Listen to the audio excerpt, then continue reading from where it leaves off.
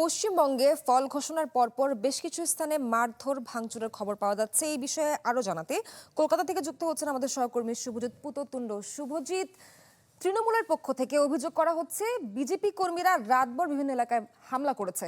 এই বিষয়ে আপনার কাছে কি তথ্য আছে?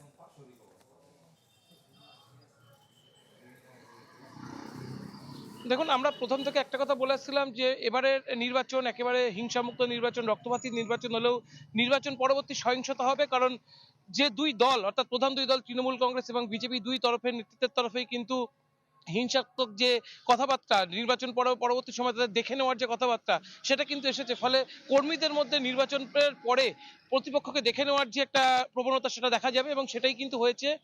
আজকে আমরা বারবার বলছিলাম, গতকাল রাত থেকে গতকাল এক প্রকার দুপুর থেকেই বলা যেতে পারে, যখন থেকে নির্বাচনের ফলাফল স্পষ্ট হতে শুরু করে, তারপর থেকেই বিজেপি কর্মীরা অ্যাগ্রেসিভ হয়ে একাধিক জায়গায় তৃণমূল কর্মীদের উপর আক্রমণ, মারধর, এমনকি গণনা কেন্দ্রের মধ্যেই তৃণমূল প্রার্থীদের মারধরের মতো যে ছবি, সেটা উঠে আসে। এরপরে কিন্তু আজকে ইতিমধ্যেই হাওড়ায় উদয়নারায়ণপুর, সেখানে একজন তৃণমূল কর্মী, তাকে হত্যার অভিযোগ উঠেছে বিজেপি কর্মীদের বিরুদ্ধে।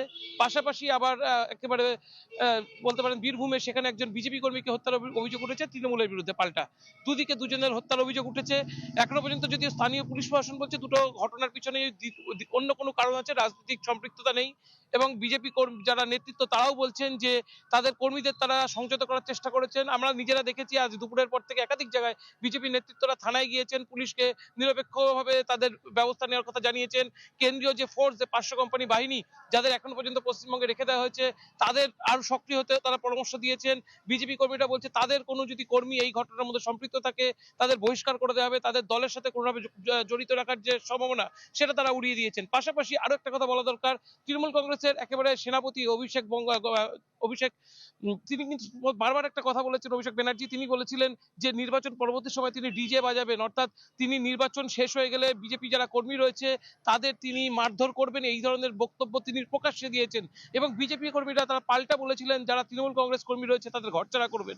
এবং এই নির্বাচন পরবর্তী সময়, অর্থাৎ নির্বাচনের আগে যে ধরনের উত্তপ্ত বাক্যবান দুই তরফে ছুটেছে, সেই হিসেবে কিন্তু বলা যেতে পারে এই নির্বাচন পরবর্তী সময় এখনো পর্যন্ত যে ধরনের হিংসা দেখা গেছে, 2011-র পর থেকে যে ধরনের হিংসা দেখা গেছিল আগে, সেই তুলনায় কম, অনেক অংশে কম রয়েছে। তবে এই যে তারপরেও যে হিংসা, মানুষ যেটা বিজেপির তরফ থেকে যারা আশা করেছিল যে হয়তো তাদের থেকে ভিন্ন কোনো রাজনৈতিক প্রতিক্রিয়া দেখতে পাবে, বিজেপির তরফ থেকে হয়তো অন্য কোনো রাজনৈতিক ভাবে তাদের থেকে অনেক ম্যাচুরিটি আশা করেছিল, সেটা কিন্তু তারা পায়নি। এবং বিজেপির তরফ থেকে যে পরিমাণ হিংসা দেখা গিয়েছে, তারা কিন্তু আশা করছে যে বিজেপি নেতৃত্ব এটা কন্ট্রোলে সক্ষম হবে। এবং একটা ঘটনা বাস্তব যে বিজেপি নেতৃত্ব, বিজেপির বিকেলের পর থেকে তারা অনেক বেশি সক্রিয় হয়, এই সন্ধ্যের পর থেকে অনেক বেশি তাদের এই হিংসার পরিমাণ কমেছে। এবং বিজেপি কর্মীরা রাস্তায় নেমে বিজয় মিছিল করছে, এবং যেন এই পরিবেশ যেন বজায় থাকে, সেটাই কিন্তু এখন পর্যন্ত সবাই আশা করছে। শুভজিৎ, আপনাকে অনেক অনেক ধন্যবাদ। দর্শক, বিধানসভা নির্বাচনের বিষয়ে গুরুত্বপূর্ণ আলোচনায় যুক্ত ছিলেন সহকর্মী শুভজিৎ পুততুণ্ড।